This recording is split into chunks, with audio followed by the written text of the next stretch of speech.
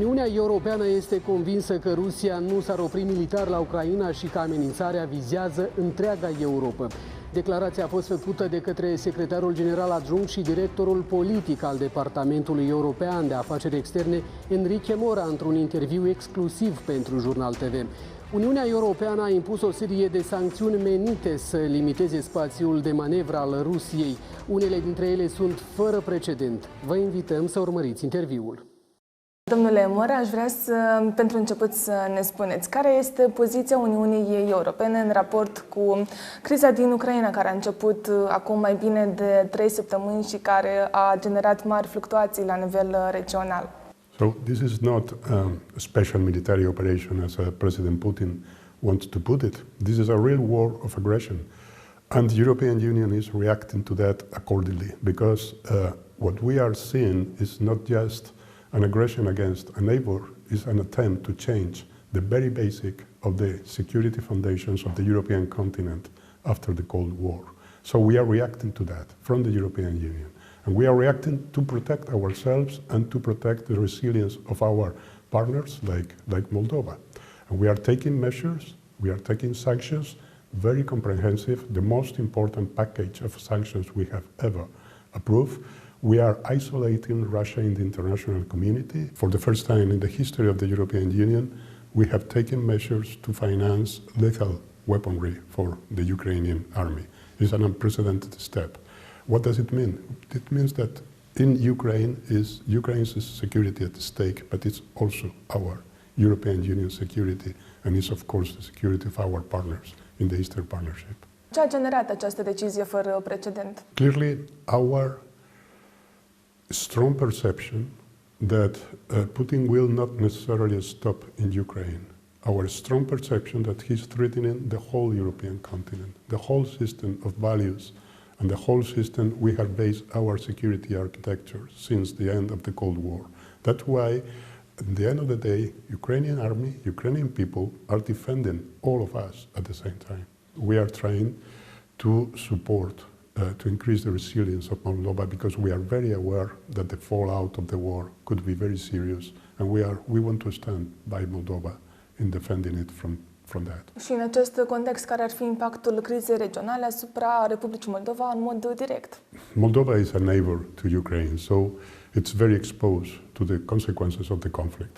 And at the same time, it comes on top of two previous crises that heavily affected Moldova, the pandemic, then the energy crisis. Only 3 days ago, it was a really historical day, I would say, when it was synchronized. The electric grid of Moldova and also Ukraine was synchronized with the European continental grid.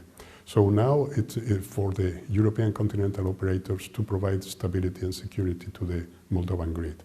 Resilience in Moldova should come from inside, from the Moldovan people themselves, from the country. And on that, we are very, very satisfied to see how the government is working strongly on corruption, on justice reform, because again, that is part of the political and security agenda of the government, a part we fully support, because that will, at the end, make Moldova stronger against the consequences of the conflict, the war in Ukraine.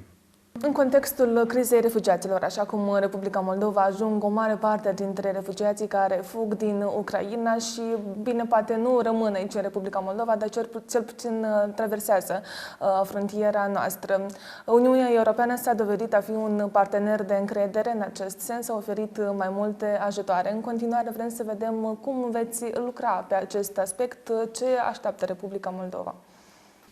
The refugee crisis is of huge proportions, and it will probably increase. Right now, it's the fastest growing refugee crisis in the world. It's growing by the hour.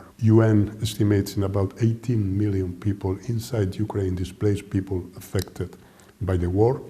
So it's a real crisis of huge proportions. But we cannot forget one thing, which is this crisis has been provoked by the behavior of the Russian army, by the plain violation of the basic principles of the international humanitarian law. The first thing I have to say is I'm very impressed by how Moldovan authorities and Moldovan people has shown solidarity with the first coming, crossing the border, taking them, taking care about them. It has been really, really splendid. We have reoriented very quickly the activity to help border management authorities in Moldova that will provide our agency, Frontex, where these people will come here, will work hand in hand with Moldovan enforcement agencies, and they will provide better border security for Moldova. Dacă ar fi să vorbim despre eforturile autorităților de la Chișinău pe care le depun în aceste momente, totuși Uniunea Europeană cum vede acest aspect și, în general, de ce ar mai fi nevoie ca să întreprindă autoritățile de la Chișinău ca să gestioneze mai bine criza la nivel regional? Moldova has reacted, I think, the authorities in a very wise way, in the sense that they have denounced very clearly.